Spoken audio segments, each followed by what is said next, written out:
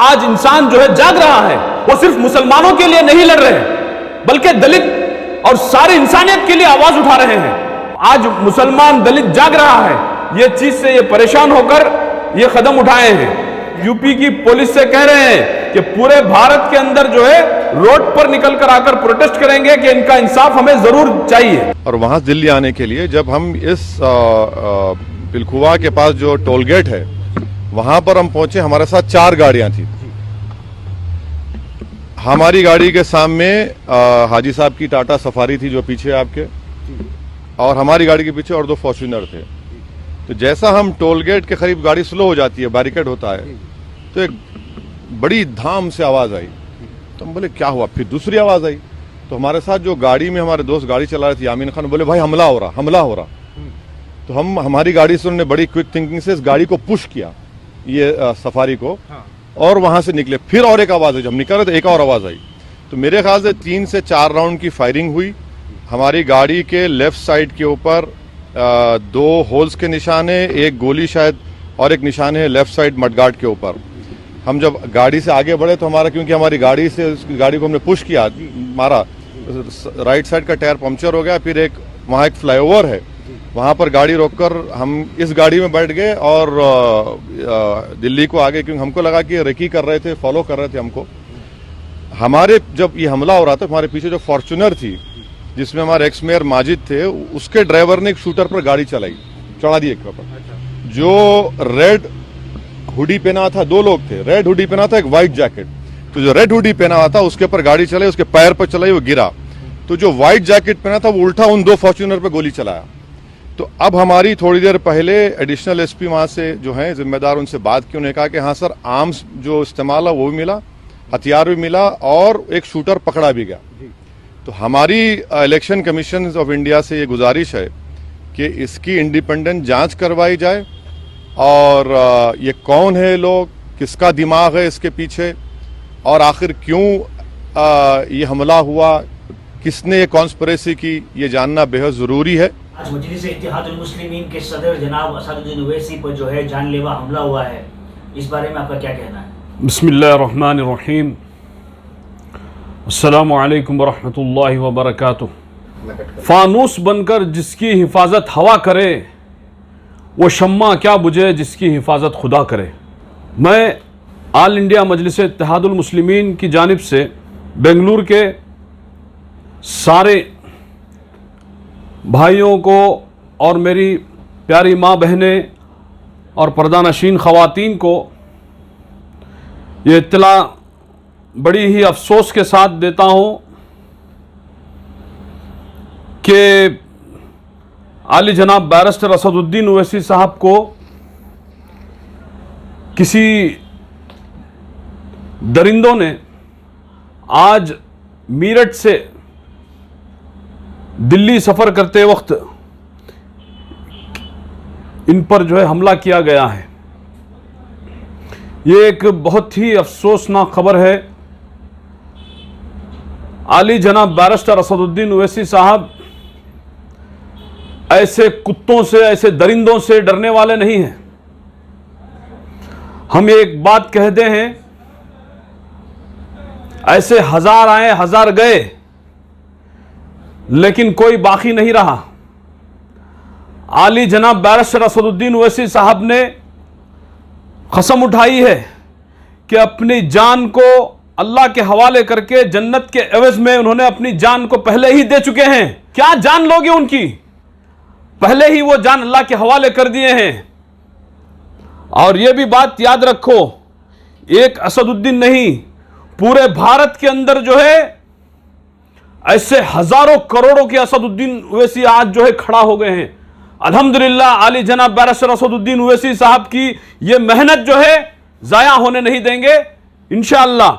और हमेशा से, अब जब तक के ये इस जलील, इन सेकुलरिज्म को बयान करने वाले जलील इंसानों, ये हम जानते हैं कि ये खेल तुम्हारा ही है। आली जनाब बैरिस्टर असदुद्दीन ओवैसी साहब जाकर के यूपी में कई महीनों से जो है इन्होंने जो है मेहनत कर रहे हैं, सबको एक प्लेटफॉर्म में लाने की कोशिश कर रहे हैं, थर्ड फ्रंट की लाने की बात कर रहे हैं, लेकिन इन जलील इंसानों ने, इन जालिमों ने, इन जानवरों ने इन पर हमला करवाया है। सिर्फ एक मकसद था कि इन्होंने जो है दलितों को हाथ मिला लिया, इनके साथ दलित जुड़ गए, पिछड़े सारे बैकवर्ड क्लास के जुड़ गए।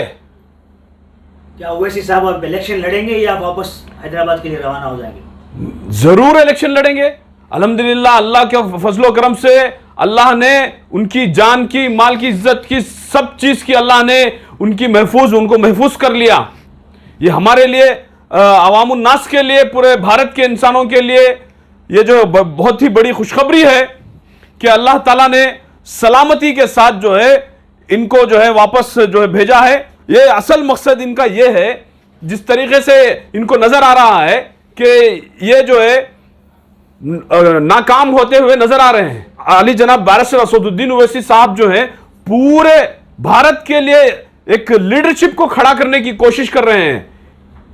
ये लीडरशिप जो आ रही है इनकी मेहनतों से, इनके इरादों से, इनकी हर चीज की वो इनके उठाए हुए कदम से आज मुसलमान दलित जाग रहा है। ये चीज से ये परेशान होकर ये कदम उठाए हैं। सर, क्या लगता है आपको कि जब ये जा रहे थे, क्या एक एमपी होने के नाते कि इनके पास इतनी सिक्योरिटी नहीं थी या सिक्योरिटी ना होने की वजह से इनके ऊपर हमला हुआ है?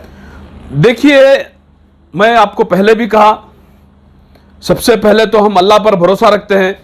दूसरा, चाहिए था कि गवर्नमेंट को इनको जो है पूरी तरीके से सिक्योरिटी देते। ये इसमें भी जो है गवर्नमेंट की कहीं ना कहीं नाकामी रही है ना। जबकि ये पूरे भारत के पार्टी प्रेसिडेंट हैं, ऑल इंडिया मजलिस इत्तेहादुल मुस्लिमीन के पार्टी प्रेसिडेंट भी हैं और मेंबर ऑफ पार्लियामेंट भी हैं, जबकि इनकी जान की महफूज नहीं है, तो आम आदमियों का क्या होगा?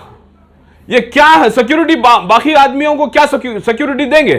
सर, इससे पहले भी इनके घर के ऊपर हमला हुआ था, मतलब जानलेवा नहीं, इस बार तो गन से नहीं। ये इनकी साजिशें हमारे आली जनाब बैरिस्टर असदुद्दीन ओवैसी साहब बताते हैं कि वो 14 साल की उम्र थी तब से इनकी साजिशें देखते आ रहे हैं। लेकिन मैं उन वहां की यूपी गवर्नमेंट से मैं सवाल करना चाहता हूं, मेरठ के स्टेट गवर्नमेंट से मैं सवाल करता हूं, ये इतना हादसा होने पर ये लोग, इनकी सिक्योरिटी कहां थी? पुलिस डिपार्टमेंट कहां थी? क्यों इनका प्लान नहीं पकड़ा गया? और वहां के होम मिनिस्टर क्या कर रहे थे? एक कैसा हादसा हुआ? जी, क्या लगता है आपको ये किसकी साजिश हो सकती है? देखिए, ये काम तो इंटेलिजेंस ही बता सकती है और मुझे लगता है कि कहीं ना कहीं यूपी पुलिस जो है इस पर नाकाम रही है और वहाँ की इंटेलिजेंस जो है कमज़ोर है। अगर वहाँ की इंटेलिजेंस मजबूत रहती तो कहीं ना कहीं रिपोर्ट दिया जाता, सिक्योरिटी दी जाती। हम यूपी पुलिस से पुरजोर अपील करते हैं, जिस किसी ने भी इस काम को अंजाम दिया है उसको फौरी तौर पर सजा सुनाया जाए, उसको अरेस्ट किया जाए और सख्त से सख्त कार्रवाई की जाए। ये हमारी एक पुरजोर अपील है। तो क्या वो हादसा होने के बाद में कहीं स्टेटमेंट आया है असदुद्दीन ओवैसी का कि उन्होंने क्या कहा है? हाँ, असदुद्दीन ओवैसी साहब का स्टेटमेंट आया था कि लगातार उनके ऊपर जो है 4 या 5 बार जो है फायरिंग होती गई। वो इसके पीछे कोई ना कोई लगा है, इसको तहकीक करना है कि किसका हाथ है। क्या ये अपोजिशन पार्टियों का हाथ है या दूसरी पार्टियों का हाथ है इलेक्शन के मुद्दे में, या फिर कोई और दूसरा घुस करके इसको काम अंजाम देना चाह रहा है? ये सारे चीजें जो है हम फौरी तौर पर हम डिमांड करते हैं कि इस पर गौर व फिक्र किया जाए, वरना पूरा भारत आली जनाब बैरिस्टर असदुद्दीन ओवैसी साहब के साथ बराबर खड़ा हुआ है। नहीं तो पूरे भारत के अंदर जो है रोड पर निकल कर आएंगे। हम जो है यूपी की पुलिस से कह रहे हैं कि पूरे भारत के अंदर जो है रोड पर निकल कर आकर प्रोटेस्ट करेंगे कि इनका इंसाफ हमें जरूर चाहिए। इनको खौफ है कि आली जनाब बैरिस्टर असदुद्दीन ओवैसी साहब जो मेहनत कर रहे हैं वो पूरे हिंदुस्तान के अंदर आज इंसान जो है जाग रहा है। वो सिर्फ मुसलमानों के लिए नहीं लड़ रहे हैं बल्कि दलित और सारी इंसानियत के लिए आवाज उठा रहे हैं। इनको यह खौफ है, ये जिस किसी ने भी किया है इसके ऊपर जो है सख्त से सख्त कार्रवाई करनी चाहिए।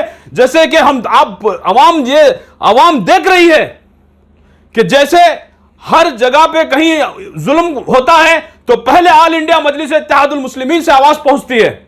जैसे आपने भी देखा होगा कर्नाटक के अंदर कहीं पे भी आवाज हो, कहीं पे भी जुल्म हो जाए, किसी के ऊपर जुल्म करते हैं तो पहले ऑल इंडिया मजलिस इत्तेहादुल मुस्लिमीन आवाज उठाती है। इसी तरीके से कई दिनों से आप देख रहे हैं कि 6 से 7 ऐसे हमले हो गए मुसलमानों के ऊपर, सिर्फ एक हिजाब और टोपी दाढ़ी कई ये सारे जो है नामों के साथ जो है लगातार हादसे होते गए। सबकी जबानें बंद थी, तो आप सारे पॉलिटिकल पार्टीज के जबाने पर ताले लगे हुए थे। यहां पर आली जनाब बैरिस्टर असदुद्दीन ओवैसी साहब की रहबरी पर ऑल इंडिया मजलिस इत्तेहादुल मुस्लिमीन की जानिब से हर वो इसके ऊपर जो है हमने उस पर आवाज उठाई है। बेंगलोर शहर के अंदर भी उन्हीं की प्लेटफॉर्म से यहां पर जो है काम चल रहा है और आवाज उठाई जा रही है। एक मजबूत ताकत है, एक मजबूत प्लेटफॉर्म है सारी इंसानियत के लिए।